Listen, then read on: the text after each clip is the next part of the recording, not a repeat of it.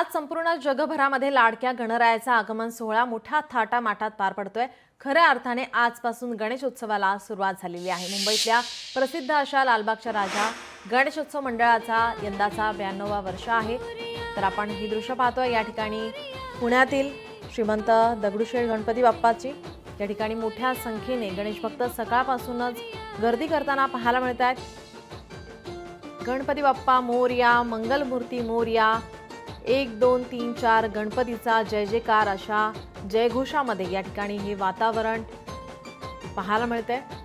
आपले प्रतिनिधी नाशिकहून महेश महाले आपल्या सोबत जोडलेले आहेत। महेश, नाशिकमध्ये कशा प्रकारचं वातावरण आहे? बाप्पाचं आगमन आता घरोघरी होणार आहे।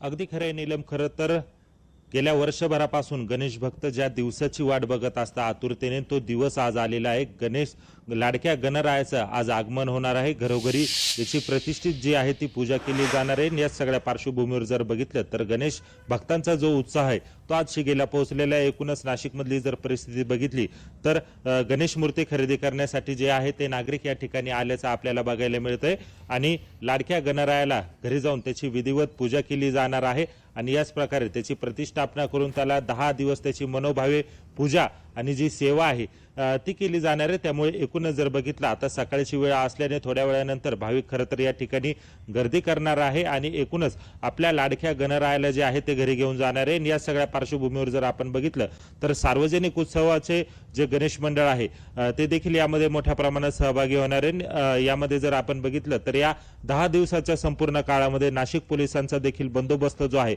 तो मोठ्या प्रमाणात आपल्याला या ठिकाणी बघायला मिळणार आहे। जवळपास 4000हून अधिकचे जे पोलीस कर्मचारी आहे ते या ठिकाणी तैनात करण्यात येणार आहे। एकूणच जर बघितलं तर आज गणेश उत्सव असल्याने खरं तर लाडक्या गणरायाला आपल्या घरी घेऊन जाण्यासाठी जे आहे ते भाविक जे आहे ते मोठ्या संख्येने या ठिकाणी दाखल झालेले आहे आणि आपल्या लाडक्या गणरायाला खरं तर घरी घेऊन जाणार आहे। त्याची विधिवत पूजा करणार आहे। 10 दिवस त्याची मनोभावी पूजा करणार आहे। एकूणच जर बघितलं तर या विघ्नहर्त्याकडनं खरं तर बळीराजाला चांगले दिवस यावे आणि या राज्यामध्ये सुख शांती नांदू द्या अशा पद्धतीची मागणी देखील भाविकांकडून यावेळेस करण्यात येणार आहे। त्यामुळे एकूणच जर बघितलं तर गणेश चतुर्थीचा हा जो दिवस आहे, गणरायाच्या आगमनाचा दिवस आहे, तो अत्यंत उत्साहाचा आणि आनंदाचा आपल्याला या ठिकाणी बघायला मिळतोय।